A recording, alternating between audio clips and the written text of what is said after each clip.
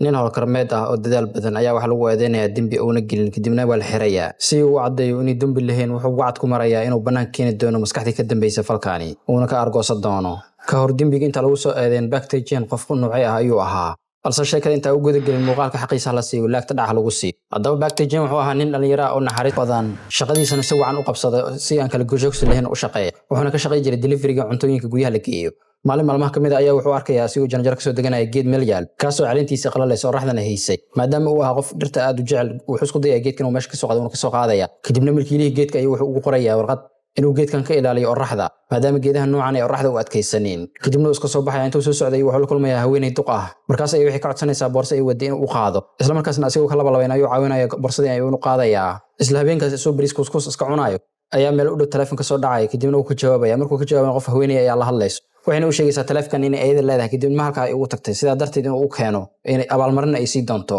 meel ayayna ku ballaminaysaa inuu u keeno isla markaas asigoo isdhahay lacagtaasi ka afkan ayuu telefoonka qaadaya goobta ayuuna gaarayaa markaas ayay markale soo wacaysaa waxayna u sheegaysaa inay gurigeeda ku ballami karin qof ayna aqaanin sidaa daradeed halkaa ay ku ballamayso waxayna u tilmaamaysaa meel phone booth oo buntada dhexdeeda ku taalo inuu geliyo telefoonka lacagtana oo halkaa kala baxo isla markaasna sidaas ayuu sameynayaa lacagtuna kala baxaya telefoonka halka uu gelinayaa kadibna uu iska soo baxaya backstage lama socdo in habeenka balaayo uu faraha la galay inuu ku soo socoto maalintii xigtay idoo roob da'ay ayuu geedaha gurigiisa ka soo qaadaya si uu ka xareynayo isla markaas ayaa albaabkiisa loo soo qaraacaya waxaana soo galaya booliis isla markiina waxay bilaabayaan inay xiraan ayagoo ku eedeynaya kufsi iyo dil waxaan halkan ka ogaanaynaa in gabar la kufsaday la dilay lana jarjaray dembigaas dhamna waxaa eedeysana ka ah backstage isla markaas backstage wuxuu bilaabaya inuu booliisku u sheego inuu wax dembiya ku lahayn uuna yahay qof bilaa dembi ah laakiin booliiska hadalkiisa dhagjaal u sii maayaan isla markaasna backstage saaxiibtiisa iyo saaxiibadiisa waxay ogaanayaan backstage in la xiray isla markaas ay u imaanayaan waxayna u sheegayaan sheekadiisa dham inay ka ogaadeen online oo warbixintiisa dham lagu baahiyey waqti xaadirkan uu isdejiyey wax walbay ku qaadatay inay sheekadan soo afjari doonaan inay meeshan ka saari doonaan waxaa sidoo kale backstage meesha kusoo boqonaya saaxiibtiisa isla markaasna wuxuu bilaabaya inuu u sheego inuu wax dembiya lahaynin markay fiiriso qaabka u hadlayna way iska aaminaysaa waxayna sidoo kale u balqaadaysaa iyadan inay caawin doonto sida loo meesha looga saari lahaa oo ay qayb ka qaadan doonto arrinkaas kadib waxaa arkaynaa iyagoo la kulmayo abukaate isla markaasna wuxuu u sheegayaa muhiimadda koowaad ee meeshan laga rabo inay tahay in qiil loo helo backstage waqtiga dembiga dhacay meesha uu ku sugnaa lana caddeeyo arrinkaasi isla markaas ayaa saaxiibtiisa iyo saaxiibadiisa waxay isku afgaranayaan waqti walba backstage uu delivery qaadi jiray in la qori jiray record laga hayo arrinkaasi sidaa daradeed recordkaasi ay isticmaalaan maxkamadda cadeen ahaan isla markii maxkamadda la imaadana sidii ay sameynayaan recordka ay soo bandhigayaan abukaatina maxkamadda wuxuu ka sheegayaa nin delivery waqtigaana meesha ku mashquulsana inuu wax dil sameey karin Johnson uu hin dil sameeyo maydkana banaanka ku soo tuuro sheekadan waxay ogtahay backstage inuu baxar ka baxayo markaani laakiin dacwad oogihii ayaa sheekada dhankan u gudinaya ayagoo markaan soo bandhigaya GPS-ka backstage inta meel uu tagay su'aalahana ka keenayo midda koowaad waa inuu macmiilka uu cuntada u geeyay waqtiga loogu talagalay inuu ka soo noqdo oo in ka badan uu ku qaatay backstage wuxuu u jawaabay inuu arkay geed oo raxda ku dhacayso kadibna uu ka wareejiyay waqtigana sida uu u dheeraaday isla markaas haddana waxaa la weydiinayaa sababta uu maalintaas borsada u waday backstage wuxuu u jawaabay markuu delivery ka soo noqday inuu arkay islaan duqa wadada taagan kadibna caawin ay waasistay sidaa darteed uu caawiyey boorsadana meesha rabta uu geeyay isla markaasna boorsada sawirkeeda ayaa la tusinaya waana isla boorsadii meydka lagu soo qaaday dheecaanka gabadhii dhimatana laga helay sidoo kale waxaa la tusaya CC kamerada dukaanka wax ka gadanayay asigoo gacanta ku haya gabadhii dhimata telefoonkeeda kadibna wuxuu u sheegay telefoonka inuu meel ka helay kadibna qofkii lahayd ay soo wacday sidaa darteed uu qaadayay isla markaas ayaa la tusinaya meesha uu telefoonka geynayay buuntada hoosteeda iyo meesha meydka laga helay wax sas isku jirinba sidoo kale dacwad oogihii wuxuu soo bandhigaya jijin uu lahaa backstage lagana helay gabadh dhimata qolkeeda iyo dheecaan lagu sheegay backstage inuu leeyahay gabadha jirkeeda laga helay dhammaan cadeymaha la keenay waxay sheegayaan inuu ninkan ka dambeeyay waxaan dham dacwad oogihii wuxuu ku soo ogayaa inuu gabadhan kufsaday kadibna uu dilay oo jarjaray ninkaani halka backstage uu ku qaylinaya inuu wax dembiya gelin ugu dambeyn dacwad oogihii ayaa meesha ka sheegay in gurigaas meel oo rax ay ka soo gashay in la hayni marmarsiyada backstage wax jira ay ahayn isla markaas backstage saaxiibtiisa ay soo booqanayso wayna ka rajo dhigtay waqti xaadirkaani sababtu waa cadeymaha inay ku aragtay jijinta iyo hadiyad ugu keenta asiga sidoo kale abukaatigu ka quustay wuuna iska casilay inuu ninka u doodo saaxiibtiisna xiriirka ay u jaraysaa backstage marka waxa lagu xukumayaa xabsi daa'in xabsiga ayaan la geynayaa backstage markaani isla markaas ayaa waxa uu imaanaya abukaati Kim wuxuuna u sheegay arrinka backstage inuu shaki ka qabo una doonayo wax runta waxay tahay inuu banaanka soo saaro kadibna xabsiga uu ka saaro kadibna wuxuu weydiinayaa wax allaala wax uu ku xasuusan karo oo cadeen u noqon karaan waqti xaadirkan backstage wadada kaliya u furan waa ninkaani oo isleeyahay waa ku baxsan karta markaas ay wuxuu u sheegayaa jijinta oo ka maqan inay ahayn jidinta meesha cadeynta lagu soo bandhigay laakiin midiis kaliya ay taalo guriga walaalkiis maadaama markii ugu dambeysay gurigaas uu jiiftay isla markaas ayaa abukaati Kim wuxuu u sheegayaa inay wada fiican u noqon doonto tani ee kiiska dib ugu furaan backstage lagu badbaadi sidaa daradeed cid kale uu u sheegin maadaama backstage xabsiga uu ku cusub yahay maxaabiisleyda si wacan ay u soo dhaweynayaan jugta inay ka tumayaan laakiin backstage wuu iska adkaysanayaa maxaa yeelay wuxuu rajo ka qabaa lawyer Kim inuu jijinta soo heli doono kadibna uu doodi doono laakiin sheekada dhan kale ay aadaysaa kadib markuu lawyer Kim u imaado una sheego walaalkiis inuu dhintay inuu isdilay intuuna la kulmin ka hor Baktaji markaa dhimashada walaalkiis aad ay u taabatay niyad weyn ayaana ku dhacay habeenkii markaa wuxuu go'aansanaya inuu asaga ka daba tago isdilo isla markaa xiriga qorta iska soo ayuu wuxuu arkaya walaalkiisa oo ku dhahay walaal waa in iska noolaataa ha isdilin walaal dhacdadaas kadib Baktaji wuxuu isku dayaa laba mar kale inuu isdilo laakiin waa laga badbaadinayaa Baktaji saaxiibadiisa usbuuc walba wuxuu isku dayaa inay la kulmaan laakiin wuu ka diiday inay la kulmaan maxaa yeelay nolosha dham ayuu ka qoosto Baktaji ugu dambeyn Baktaji waa la wadaagay kadibna waxa loo keenayaa baadariga kaniisadda kadibna baadariga ayaa bilaabay inuu talooyin siiyo una sheego nolosheeda inay iska adag tahay wax walba la kulmana imtixaan iska yihiin uu iska dul qaato xataa hadduu ku qanacsanin uu iska noolaado Baktaji markaa xasuus ayuu galaya una iska ooynayaa Baktaji markaa isbedel ayuu sameeyaa wax akhris ayuu galayaa sidoo kale maxaabiilisteeda kale dhibka ay ku hayaan uu adkeysanaya tababar ayuu bilaabay si uu jirkiisa u xoojiyo ugu dambeyn ragga meel iska saaro wuxuuna sidoo kale qaadanayaa shahaadooyin farsamada gacanta ah oo tiro badan wuxuuna halkiiska sii ambaqaadaya abuurista uu abuuri jiray dhirta nolosha xabsiga Baktaji si fiican ula qabsaday waqti xaadirkaani 5 sano ayaa ka soo wareegtay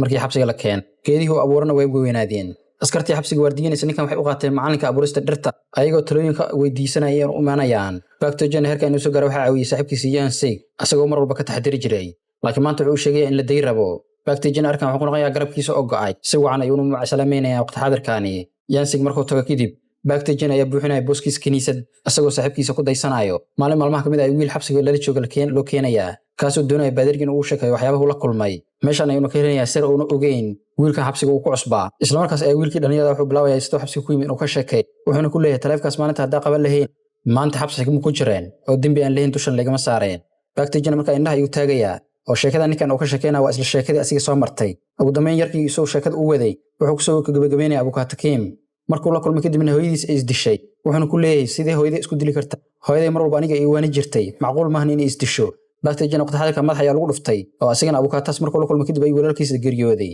sheekadana sheeko isku mid weeyaan kadibna wuxuu bilaabay inuu dib ugu fikir kiiskiisa isla maalintii xigtay meedkii wiilkii oo isdilay ayaa laga soo bixinaya xabsiga Baktaji halkan waxa uu soo baxay asiga iyo wiilkaasba qof waaweynka inuu jiro oo dambiga dusha ka saaray labadoodaba si uu shakiga u rumeeyo Abukatakim ayuu wacaya wuxuu u sheegay inuu cadeyn kala hayo isla markaas ay Abukatakim oo carray u imaanayo isla markaas ay wuxuu u sheekeynaya wiilkii asiga kiiskiisa wuxuuna ku leeyahay dhacdooyin iska dhacmaahan laakiin waa sheeko adiga ku leedahay isla markaas Abukatakim maadaama lagu cadeeyay sheekada wajigiisa dhabta ayuu la soo baxaya wuxuuna u sheegay sheekadan dham laga soo shaqeeyay sidaan ay bilaabatay maalintii taleefka uu qabtay walaalkiisna jinta oo helay kadibna shaki uu galay sida darteed looga takhalusay Baktaji markaa aad ayuu caroonaya wuxuuna ku leeyahay maalin maalmaha kamid ah qowl ayaan ka jari doonaa waxaan ka arsan doonaa waxa igu sameysay ugu dambeyn Baktaji wuxuu noqonayaa kaniisadii Bible-ka ayuu iska geynayaa asagoo meeshaas bool ka soo furanayo wuxuuna wacd ku marayaa inuu ku arsan doono oo ishii laga bajibo uu baji doono qofkii laga dilno qof u dili doono sheekadan dhacaysa dhamna waxa ka dambeeyo ninka maalqabeenka ee dhalinyarada ah oo lagu magacaabo Yohan shaqadiisa waxa weeyaan ragga maalqabeenta dambiyada ay galaan inuu ka dhaqo dadka masaakiintana uu dusha ka saaro nin dhalinyaro family maalqabeen ka soo jeeda uu dambi galo Yohan abiis ayuu wuxuu ka codsanayaa inuu farshaxankiisa nooc kale u iibsado asagoo lacag aad u tiro badan ku iibsanay markaas ayuu arrinkiisa ka howlgalaya dambigana dad qof kale ayuu dusha ka saaraya oo miskiin ah asagoo ka dhigay ninkii hantiilaha oo dambiilaha niman dambi lahayn dhakhtar dilaa ayaan u qaabilsan dilalka dhacay in la farsameeyo qofna dusha laga saaro asagoo awoora cadeemo dheeriya oo qofka masaakiinka dusha loo saarayo Abukatakimna uu ku jiraa oo hawsha ayuu dhankiisa ka wada asigana waqti xaadirka Baktaji oo qorshihiisa qarsoodiga wata ayaa waxa ka hor imaahay qoladii gangiska xabsiga kuwaas oo xabsiga dhexdiisa dhibaato badan ugu geysteen laakiin Baktaji markaan ma ka cabsanayo qoladana uu wajigiisa dhabta ayuu tusayaa xirfadiisa dagaalna uu soo muujinaya asagoo garaacayo kadibna digniin ayuu siinaya inay mar kale afaarihiisa soo gelin awoodan Baktaji xabsiga ku dhaxlahaanaya ayaa waxay taabanaysa gangiska maxaabiisle ninka uu sareeyay laga cabsanayay waqti xaadirkan wuxuu qorsheynaya inuu ka taqaluso Baktaji laakiin arrinka waxa ka soo horjeesanaya taliyaha xabsiga maadaama mar dhow wiil uu ku dhintay xabsiga haddii qofka lagu dhex dilana baritaan iyo shaki imaanayo taliyaha xabsiga qoladan gangistarada xiriir ayuu leeyahay waxayna hore iskula fuleen faldambiidyo badan oo ku jiraan dilal dhanka Yansig marka xabsiga laga soo daayay dukaan abiis uu lahaa ayuu la wareegay meeshaas ayuu ku bilaabay nolol maalmeedkiisa inuu ka raadsado markaas ayaa baadariga ku soo booqanaya dukaankiisa wuxuuna u sheegayaa Baktaji inuu soo celiyo Bible-kii Yansigna isla markaas xabsiga ayuu soo aadaya Baktaji si uu u kulmo asagoo ka walwalsan Baktaji inuu qorsheynayo inuu isdilo laakiin Baktaji ayaa ku dhahay qorsheyga sida maahan ee qorsheyga waa in xabsigan ka baxsadaa si uu Baktaji xabsigan u baxsadana qorshihiisa qarsoodiga ayuu hore u bilaabay maalintii holaha nadiifinta intuu ku jiro ayuu wuxuu listigarayst waqtiyada waardiyaalka isbedela iyo furooyinka meel walba loo isticmaalo iyo waqtiga raashinka soo gaaro meesha inkastoo qorshihiisa sida uu wato haddana khatar weyn ayaa ku soo wajahan habeenada kamid ah madaxii gangistarada wuxuu soo diray gangistar kale si Baktaji xashar loo baro laakiin Baktaji qorshood uu dareensan yahay isla markuu ninka warar ku soo qaaday si fudud ayuu u raynayaa si waxba gaarin ونقراعيا باكتيجين قطته وين وجهه ما دام ونكان يهي هو قرشانه سي ومش او صار لها markaas ayuu maalintii xigtay intuu u tago ayuu wuxuu u sheegay inuu nin wasaq yahay ninkan walaashiisna u farxumiyay maadaama falka ninkan ugu soo eediyay kamid ah walaashiis inuu dhibaateeyay si uu xanaajiyo isla markaasna ninkii gaangistarka aad uu caroonay wuxuu bilaabay inuu garaaco si uu baakteeja meeshaas ugu dilo isla markaasna waardiye xabsida amaana wayna wadayaan ninkii isagoo qolka ciqaabta la gelinayo maadaama markaa isku wareejiyay ninkii dhibaatada ku hayay baakteeja waardiye saaxiibkiisa ayaa wuxuu daranayaa sponge asiga u dhigay inuu ku nafaqeeyo dhirta laakiin qorshe kale uu wato isla markaasna dhir bixis ayuu intuu hoosta ka geliyo ayuu soo qaaday asigoo qolka la keenayo isla markaasna ninkii maalintaas nadaafada ku qornaayo intuu qabto ayuu meel gelinaya ku xiraya isagoo markii intuu umad dhahay aniga ay buskiisa buuxinayo kadibna intuu soo baxayo sponge soo qaadaya furo ayuu ku koobiyeenaya isla markaasna dareere ayuu ku shubaya oo sameysmay sida furaha dabadeedna uu qarsanaya isla markaasna wuxuu soo aadaya geerishka isagoo ka faa'iideysanaya waqtigii waardiyaasha isbedelayeen maadaama ninkan xirfado badan u bartay markaas ayuu bilaabay laba furo inuu sameysto wana sameynaya isla markaas waxa imanay wardiyi wuxuu bilaabay inuu baaro laakiin marka ay furiyaashii maadaama uu gashto cunto uu keenay asig baakadka dhexdiisana uu gashtay isla markaas ay xabsiga waxa soo gaaray dhakhtarkii u shaqeynay in Yohan kaasoo qorshihiisu yahay inuu baakteejin ka takhalus asagoo uu bedelay cirbada talaalka cirbad sun ah balse nasiib wanaag waardiyaalka mid kamid ayaa baakteejin wacayo asagoo ku codsanaya inuu dagaal u qayb galo maadaama madaxiisa oo sharad saarta asiga maadaama uu doonayo talaalka waxyeeladiisa inuu ninkan saameeyo booskiisa qof kale uu bedelay ayuu u daray laakiin si walba ahaat baakteejin ma doonayo inuu dagaalkaas ka qayb galo balse maalintii xigtay wuxuu ku bilaabay feen qoladii ka soo horjeeday mid kamid ah isla markaas ayaa la soo qabanaya baakteejin qorshihiisu wuxuu yahay inuu maanta fakado hal saac bar kaliyan ayuu haystaa balse nasiib darro asigoo socday ayuu is arkayaan dhakhtarkiina wuxuu halka ka ogaanaya ninka cirbada siiyay ninkan ahayn oo qof kale uu yahay isla markaasna wuxuu ku adkaysanaya baakteejin inuu qaato cirbadan talaalka ah baakteejin maadaama waqti uu soo hayo iska ogolaanaya laakiin lama socdo wax lagu duray inay sun tahay lana doonayo in laga takhaluso markuu dhakhtarkii ku daro kadibna ka tagay wuxuu leeyahay Janis markaas ayuu furihii qarsaday ka soo baxsanaya meesha asigoo qorshihiisa baxsadka halka sii wadanayo isla markaasna wuxuu bilaabay inuu musbaar u wato u galsho meesha korontada taasoo dhalinaysa korontada inay danto CC kaamirooyinkan ay damaan isla markii waardiyaasha ay imaadaan kadibna ay fiiriyaan qaybta korontada ayuu intuu soo dhunto u furayaasha xadaya kadibna qaybta sidaas ay ugu soo baxaya kadibna furuhu sameystay wuxuu isticmaalaya baqaarka inuu ku galo dharka inuu ku soo bedelanaya meeshaasi asagoo markaas albaabadii dhammaan u isticmaalaya furooyinkii ilaa uu ka soo gaaro qaybta dhismaha hawada ee ventilationka asagoo isla markii soo dhaxmaray ilaa uu ka soo gaaro baqaarka kale kaasoo ku yeelay qaybta dadka boqoshada ay fariistaan dhowr talaab ayuu jirta xabsiga albaabka looga baxo isla markaasna meesha ayuu fadhiisanaya asagoo iska dhigaya qof soo booqanayo xabsiga isla markaas bukus islaan doq meesha fadhiday wadata ayuu jeexaya si arrinkaas loogu mashquulo isla markiina lagu mashquulaya tanoo siinaysa Janis uu ku baxsado isla markiina uu soo baxaya laakiin isla markuu banaanka imaado nasiib darro daroogada ay jirkiisa ku faafayso maadaama hore loo sameeyay isla markiina meesha ayuu ku dhacaya markaas ayaan arkayna asigoo soo naaxay isla markiina markuu fiiriyo meeshuu joogo wuxuu ogaanayaa in xabsiga lagu soo celiyo qaybta isbitaalkana uu joogo doctorka aan isla markii uu sheegay in lagu daro sunta dooliga maadaama fitamiino badan uu qaadan jireen sida dadka jirkiisa uu saga celiyay sidaan uu ku badbaaday sunta ee awood u yeelay weysay inay disho markaas ayaa waardiyihiisa saaxiibkiisa oo careysan u imaanayo wuxuuna u sheegayaa inuu aad ugu xun yahay falka uu sameeyay hadduu isbitaalka soo baxana baaritaan la sameey doono isla markaas ay askariga wuxuu ku codsanayaa inuu Yansi uu mahad celiyo maadaama fitamiinada uu keenay jiray dartood uu badbaaday markaani markale noloshiisa dartiisa u badbaaday nagan kala qamarjii weynaa xabsiga ayaa la soo deenayaa dhammaan kooxdiisa ayuu soo wadanaya wuxuuna doonayaa markaan baakteejin inuu ka takhaluso si walba ahaat baakteejin nolosha xabsiga si fiican ay u fahmo wuxuuna bilaabayaa markaan in korontada damiyo markay soo weerarayeen sariirtiisa markay fiiyaan way ka weynayaan markaas ay arkayna asagoo diyaarsan oo meel istaagsan dagaalka inay ku bilaabayaan dhammaan toonta uu qaraacayaa balse ugu dambeyn gaangistarkii uu midi waqti wata ayaa gelinayo laakiin taas baakteejin ma joojinayso isla markiina uu weerarayay ayuu bilaabaya asigana asagoo asna midid intuu ka xoog qorta ka gelinayo dhacdadan kadib baakteejin waa la wadaya kadibna waxa la geeyaa qolka ciqaabta halkaas ayuu wuxuu bilaabay inuu rayo ku arko walaalkiisa dhintay isla markaasna wuxuu bilaabay inuu raaligelin ka bixiyo maadaama walaalkiisa uu badbaadi waayay wuxuuna wacd ku marayaa ninkii dilay inuu soo dili doono asigana una aari doono isla habeenkaas baakteejin iyo koox kale kamid ah maxaabisleyda ayaa indhaha laga xiraya kadibna la soo afduubaya ayagoo marka hore si xum loo garaacayo kadibna gaari ayaa si dhuumashaal loogu tuuraya qorshahana sidoo kale waxaa ka dambeeya Yohan waa nin qatar oo siyaasiyiinta gacanta ku hayo waxaan arkaynaa maalinta hore inuu yimid sarkaalka xabsiga haysto isla markaasna wuxuu ku dalbanaya qorshihiisa inuu u fuliyo asagoo u sheegaya dhammaan maxaabisleyda kuwa uu qatarsan inuu soo aruuriyo isla markaasna 2 baloog oo dahab ayuu siinaya hawshan ku dhaqaaq ayuu leeyahay waxayna u dhigmaan 100 milyan sarkaalkii dhuuniga ahana uu ka aqbalaya arrinkaani isla markaasna askarti kale ayuu maalintii kale intuu isku keenay ayuu lacag tuuraya lacag fara badan siinaya si qorshahan loo fuliyo sidaas ayaan raggan qorshahan ku fuliyay baakteejin iyo tiimkan kale ku afduubeen ayagoo wadaya 12 maxaabiis Yohan markaa wuxuu bilaabay inuu fiiriyo feelasha maxaabisleyda wuxuuna arkayaa midba midka kale inuu ka daran yahay oo ay yihiin dambiilayaal arxanlaawayaal ah haddii laga reebo kaliya baakteejin kaasoo xabsiga ku soo galay dambi oon lahayn dusha laga saaray isla habeenkaas 12 maxbuus ayaa waxa la geenayaa goob qarsoodi ah subaxdii xigtana iyagoo dhar cad loo soo geliyay ayay soo baxayaan waxaana la isugu keenayaa meel ugu barshad duq ah qaybta sarna waxaa saaran cid kale maahane waa Yohan oona ah maskaxdii sheekadan dham ka dambeysay. Yohan oo aad u xamaasadaysan ayaa 12kii maxbuus ku dhahay soo dhawaada. goobtan waa goobtii fursad fiican ka heli lahaydeen. waqti xaadirkan backstage waxba kala ma socdo. Yohan inuu yahay ninka noloshiisa baabiyay dambiga oo lahayn dusha ka saar sidoo kale walaalkiisana ka takhalusay. Yohan waa nin caqli badan oo waalan.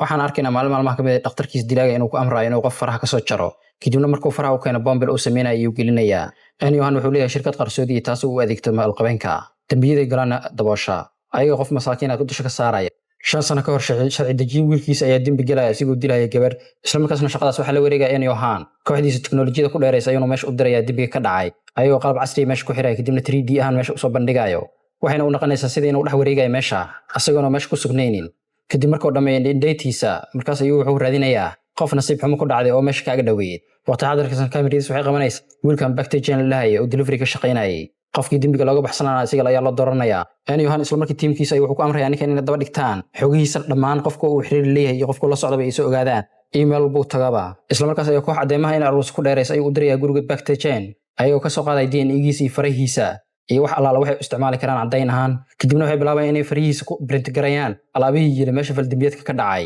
ayagoo xataa qashinkiisa ka soo arooriyay wax allaala wixii dheecaankiisa laga heli karo kadibna uu ekaysiinayay inuu gabadha kufsaday. Yohan qorshahaas wacanay uu dagay xataa markuu arko backstage inay jijinta ka maqan tahay wuxuu kooxdiisa ku amray in jijin u eg meesha ay dhigaan sidaan looga dhig jijintiisina meesha ugu soo dhacday. laakiin Yohan markuu lawyer Kim ka ogaado in jijinta backstage ay taalo walaalkiis gurigiisa isla markaas ay dhakhtarkii dilaaga ah ku amrayaan inuu wiilka soo dilo jijintana meesha ka soo qaado wax cadeynan oo ku soo reebay kan dhig walaalkiis inuu isdil wax walba backstage markaas oo la kulmo geedka laga soo bilaabay ilaa duqda oo caawinay iyo taleefka u soo dhacay dhammaan qorshahaas waxa dejiyay Yohan asagoo sidaa ula jeeday inuu ninkan dambiga dusha ka saaro uuna ka saaray. waqti xaadirkan 5 sano kadib Yohan maadaama uu ka soo daalay dadka inuu dambi ku eedeeyo markaan wuxuu qorsheenayaa inuu bilaabo ciyaar nolol iyo dhigeeri u dhaxayso taasoo loo qabanayo qamarjiyaalka xabsi maxaabiisleyda ah iyo gangistarada waddanka ugu weyn. habeenkaas maxaabiisleyda oo backstage ku jiro ayaa warshadii duqda la isku keenaya isla markii innaha laga furan waxay arkayaan raashin ayu nooc oo meesha yaalo maadaama muddo dheer ay xabsi ku jireen raashin saa u fiican ayna arkeen isla markii waxay bilaabayaan inay kala boobaan markay raashin cunaan kadib waa la soo wadayaa kadibna qolal ayaa la keenaya u nambaraysan maxaabiisleyda badankooda ayagoo weerarsan oo yaaban ay iska jiifanayaan laakiin backstage qorshihiisa qorsada ma ahan laakiin wuxuu doonayaa inuu goobtan ka baxsado. habeenkii saqda dhexe ayuu bilaabay inuu meesha ka baxsado inkastoo ay aad u adag tahay meel walba ciidamada ay joogaan kuwaasoo si fiican si wacan u qalabeysta kaamirooyin xaddaafna meesha ay ku xiran yihiin asigoo taxdiraya dhowr meel soo dhaafaya laakiin ugu dambeyn qoryo ayaa lagu qabanayaa isla markaasna Yohan ayaa goobta u imaanayo kadibna uu wacaya wuxuu leeyahay aniga ayaan naxariis ku sameynaya gaarigan soo kor meesha ayaan ku celinayaa laakiin backstage uu ka diidayaa fadalkeedna wuxuu warsanayaa sababta halka loo keenay kadibna wuxuu sheegayaa inay ku qasbanaan doonaan ciyaar qatar inay ciyaaraan isla markaasna goobtiisa ayaa loo soo celinayaa backstage laakiin markiiba wuxuu arkayaa cadawgiisa ugu weynaa xabsiga ahna gangistarkii looga dambeeyay xabsiga gangistarkan wuxuu doonayaa backstage inuu ka arsado maadaama si xum uu bahdilay tiimkiisa badankoodna way joogaan isla markaas ayaa dagaal dhexdooda ka bilaabanayo markaas ay ciidamada waardiinaya soo dhexgalayaan xabadna ku ridayaan ayagoo sidaa ku kala joogsanayo. maalintii xigtay gambaleel aad u daran ayaa looga kicinaya kaas oo tilmaamaya qatarta inay maanta u bilaabanayso kadib dharkooda cad ay soo gashanayaan waxayna imaanayaan goobtii barxadda ahayd. Yohan wuxuu taagan yahay qaybta sare isla markaasna wuxuu sheegayaa tartan baawar inay geli doonaan maxaabiisleyda kaas oo u elin wax xeer ah qof walba tartankii lagu jiro wuxuu doonay inuu sameyn karo. mid kamid ah maxbuusyada ayaa wuxuu ku leeyahay haddaba ma ka qayb galaya aniga oo waan iska baxayaa. intuu sii socdaan isla markii Yohan ayaa tooganayo maxbuusyada kale markii arkaan ninkan in la toogtay nin walba afkiisa ayuu xiranaya markaas ayaa Yohan shaqaalihiis keenayaan baawur kale waxayna kasoo dejinayaan lacag aad u tiro badan. Yohan ayaa markaas u sheegay in 5 bilyan ay tahay lacagtaas ninkii tartanka ku guuleystan uu leeyahay markaas ayuu sheegay qof walba nambarka uu wato iyo gaarigiisa nambarkiisa isleeyihiin wuxuuna sidoo kale u sheegayaa in qof walba fursad u haysto inuu asiga si gooniya ula kulmo haddii uu wax su'aalo u qabo. Yohan goobtan wuxuu ku casuumay 2 nin oo kale maalqabeena waxaana kamid ah Mr. Bag kaas oo ninkii gabadha dilay dambigiisana backstage oo dusha laga saaray. Yohan ayaa u sharaxay in ciyaarta tahay inuu qof walba nafsadiisa u dagaalamo sida ciyaarihii Romanka ay dheeri jireen oo nolol iyo geeri u dhaxayso asagoo ku dhahay bal daawada baahlada meesha la isku keenay sida isku dilayaan. Yohan qorshihiisu wuxuu yahay mid caalami inuu ka dhigo oo mustaqbalka uu soo daro gangster waaweyn oo caalamka laga keenay si ay lacag xad dhaaf ugu sameeyaan. waqti xaadirkan xabsileedii wala soo wadaya kadibna waxa loo tilmaamay nin walba gaarigiisa meesha ku jiro kuwa qaar waxa ku soo aadayo gawaarida dheeraysa isboortiga lagu ciyaaro halka kuwa kale ay ku soo aadaan baawarta iska caadiga sidaanka sida backstage. xariifkii shaabadlaha ayaa naqnay qofkii ugu horeeyay in Yohan la kulmo asagoo soo codsana isla markaasna meesha wuxuu soo bandhigay inuu doonayo inuu xiriir dheer leeyahay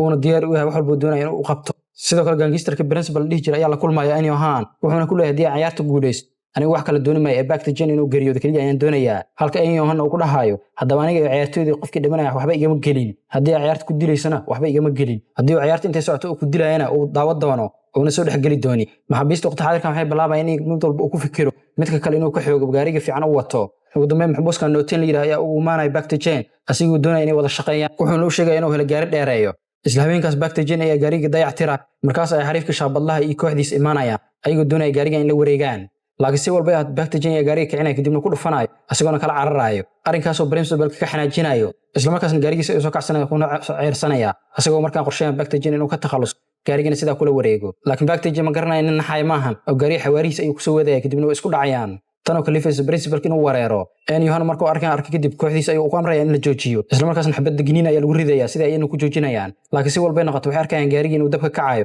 kadibna way ka cararayaan gaarigina sida ay ku qarxayaa isla markuu gaariga qarxana Bactigen ay arkayo wadada lagu baxsan karay markaas ayuu bilaabaya qorshaha ku baxsan lahaa waqti xaadirkan qorshaha ku baxsan lahaa maskaxdiisa ka guuxayo si uu qorshaha u fuliyana Yohan ayuu ka codsanaya inuu la kulmo inta wada sheekaysanayna goobta dhamaanayo in dhinayna maadaama qayb sare uu saaran yahay wuxuuna eegayaa meesha uu fiican uu ku baxsan karo markaan tartanka fooda ayuu ku soo haya Bactigen gaarigiisa ayuu habeysanayaa maadaama xirfadaha xad dhaaf uu ku soo bartay xabsiga 5 sano uu ku jiray waa ninka ugu khatarsan kooxda meesha joogto maalinta xigta waxaan arkaynaa dhammaan maxaabiista inay ka wada hadlayaan tartanka ku soo wajahan markaas ayaa xariifka shaabadlaha wuxuu bilaabayaa inuu maxaabiisleedii kala tooshka u eefiyo Bactigen wuxuuna ku leeyahay Bactigen waa ninka ugu khatarsan cid ka guuleysan karta naguma jirto haddaba taa la socda wuxuuna ugu gol leeyahay qof walba inuu cadow ugu dhigo dhammaan waxay isku raacayaan Bactigen wax walba ku qaadatay inay ka tuuray doonaan inay ka takhalusi doonaan waqti xaadirkan waa 1 vs 10 isla markaas xariifka shaabadlaha waa la soo wacay waxaan soo wacay Yohan wuxuuna u sheegay inuu ka aqbalo inay wada shaqeeyaan tuulo isticmaali karno uu noqdo asagoo ku dhacay haddaba gaariga waxaan kaaga tagay hadiyad waxaan doonayaa tartanka inay xiiso ugu yeesho waxa la gaaray waqtiga tartanka la qaban lahaa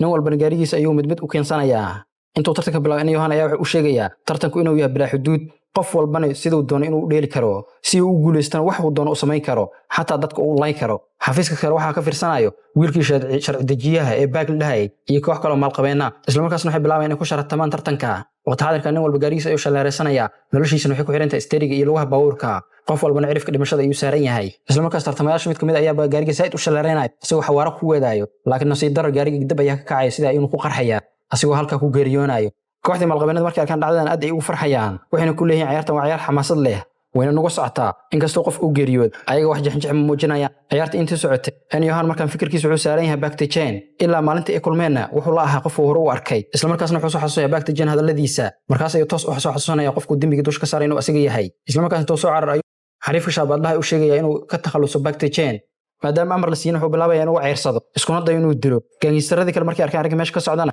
maadaama ayaga Bactigen idinay inay dilaan nin walba wuxuu isku dayaa inuu dilo asigana oo gawaarida dhan Bactigen ay ceersanayaan sheekada markaa way kasii daraysaa maadaama gawaarida dhan asiga ceersanayaan waxaan dhacaysa dhowr gaari inay isku dhacdo Bactigen maadaama xirfadiisa heer sare ahayd wuu ka dhaqaaqaya wuuna ka baxsanaya Yohan oo caraysan ayaa isla markii daroonkiisa soo kacsanayo asiguna raadinayo Bactigen meesha ku dambeeyay ugu dambeyn wuxuu arkaya soo motorcycle wato Bactigen maadaama xirfad la caadi uu yahay mootadii oo kacaysa ayuu wuxuu ku hormarsiinayaa principalkii asigoo tusinaya inuu waxba ka qaadi karin laakiin xariifkiisa shaabadlaha ayaa daba dhiganayo oo ma ka quusanayo ugu dambeynna bistooladii meesha loo saaray ayuu ka soo baxsanaya oo Yohan siiyay wuxuuna bilaabaya inuu xabadayo Bactigen laakiin Bactigen maadaama xirfad la caadi uu yahay siraq ayuu dhigayaa gaas ayuu meel ugu xirayaa asigoo mootadiisa gadaal ku xiranayo xariifka shaabadlaha markuu soo dhawaadana gaaska ayaa hoos u galaya kadibna ku qarxayo sidaas ayuu gaarigiisa ku burburayaa Yohan maadaama indhihiisa uu ku arkay ninka u diray in laga takhalusay ciyaartii dhama ayuu bedelayaa wuxuuna ka dhigayaa in ciyaartu ay tahay Bactigen ninkii dilo amba soo qabto inuu guuleystay ninkii arrinkan sameeyana lacagta la bijbaar u sii doono markaan lacagta darteed principalki wuxuu soo qaadayaa midi wuxuuna isku dayaa Bactigen inuu ka takhaluso laakiin Bactigen maadaama uu yahay xirfad la'aan caadi ahayn dagaalkana si fiican u soo bartay dagaalku uu gacan sareeyanaya odagan markaan Yohan sabarkii ayaa ka dhamaaday wuxuuna bilaabayaa sheekada inuu gacantiisa ku soo gabeeyo qorigiisa inuu soo qabsanayo wuxuu bilaabayaa inuu Bactigen xabad ku soo gamo Bactigen uu ka gambanayaa ugu dambeyn Bactigen mootadiisa ay qabsanayaan wuu cararayaa kadibna Yohan wuxuu soo xasuusanaya Bactigen markuu u imaanay inuu meelaha fiirinayay wuxuuna halkan ka dareemayaa qorshihiisa inuu meesha ka baxsado Bactigen qorshihiisa baxska si uu u soo galo gaaska ayuu barku garaacaya qarax ayuu meesha ka dhalinaya taasoo daroonka soo ridayso kadibna mootadiisa ay soo xawaareynaya asigoo holac soo dhaxmarayo wadadii uu ku baxsanahay ku cararsiinayo wadada isla markuu ka kaco qaybta warshada ayuu Yohan qoriga shamshuutarka u hay xabad ka soo gamaya asigana qaybta halka ay noo joogaysaa si ay ula socoto qaybaha kale fadlan muuqaalka like ino saar haddaan ugu cusubtana subscribe sidoo kale gambalaalka furasiga ku dhaafin qaybaha kale wixii ra'yi noo haysan halkan noogu reeb nabaday bye bye